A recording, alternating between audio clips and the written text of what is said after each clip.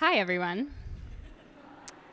So tonight, I'm going to talk about the project that I've been working on to assess the City of Boston's progress on implementing their Go Boston 2030 plan. But before I start, I want to thank the Barr Foundation for investing in Go Boston 2030 literally from the beginning, and particularly for funding Livable Streets to do this accountability work. So thank you to the Barr Foundation.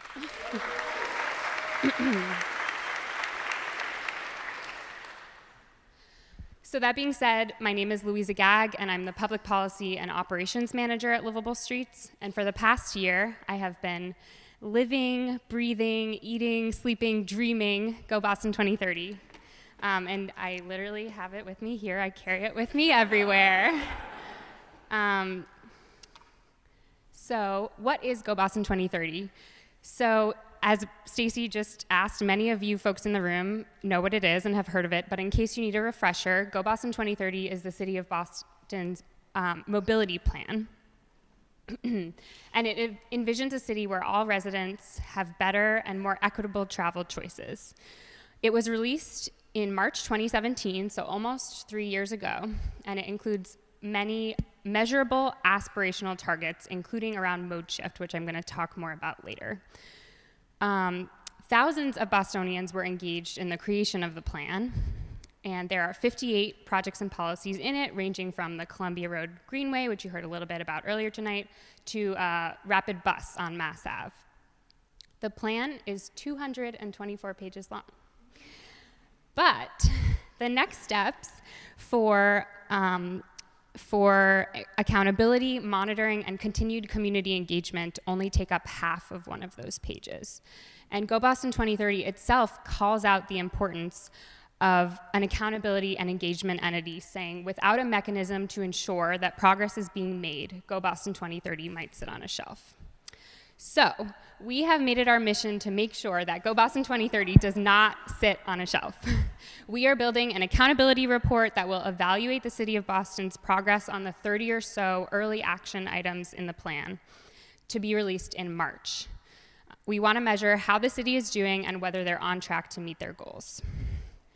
To help inform our report, we spent the summer and much of the fall doing community outreach, talking to people all over the city, letting them know what projects were in the plan that were coming to their neighborhood, and hearing from them about their experiences getting around the city.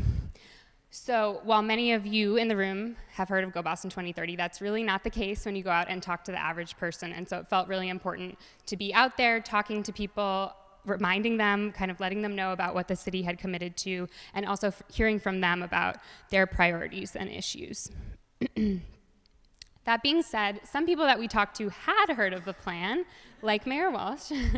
And over the summer and the fall, doing this community engagement, we heard of a lot of opinions, some of which I'm going to share tonight, but we also dug into the data and will be reporting back on some of the city's progress on their mode shift and other goals.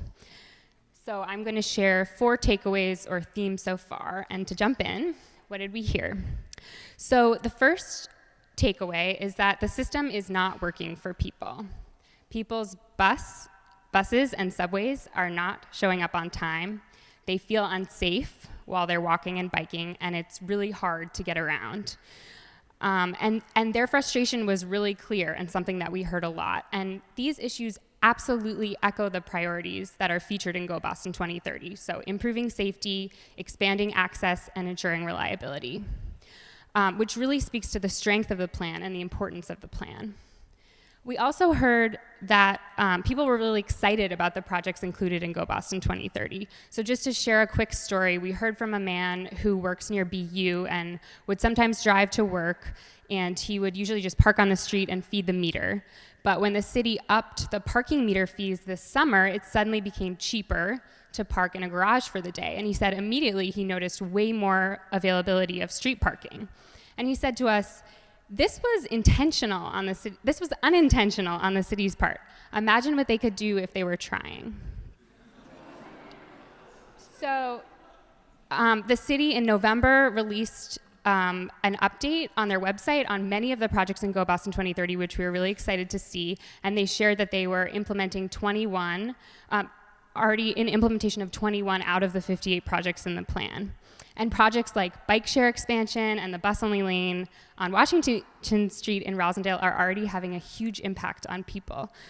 And we are so excited by the expanded team and the new staff who were acknowledged just a bit ago, and can already see that this is making a big difference on pace and quality of projects implemented.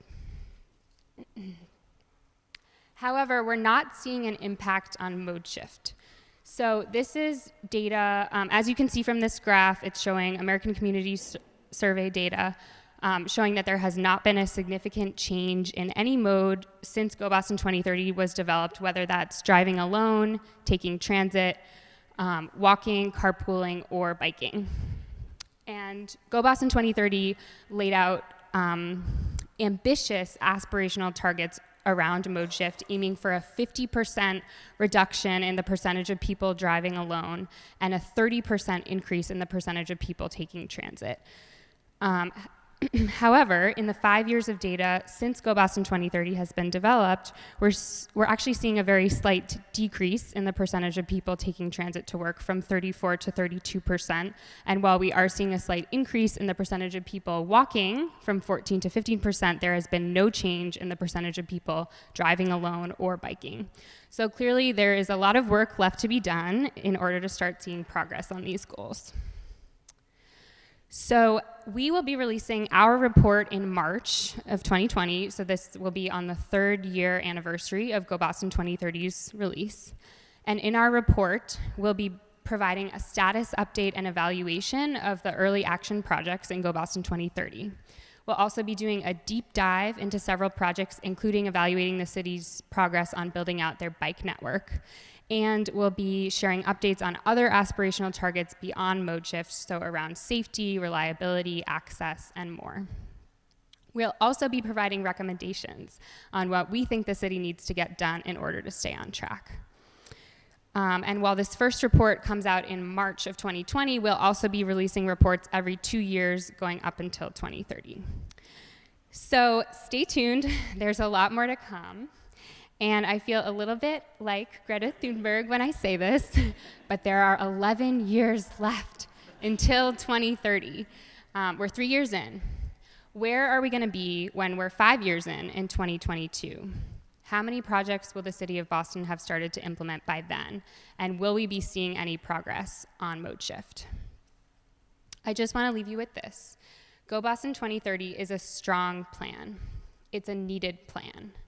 It's an aspirational plan, and it's a feasible plan. And together with many of you and with the city of Boston, we are making sure that Go Boston 2030 does not sit on a shelf. Thank you.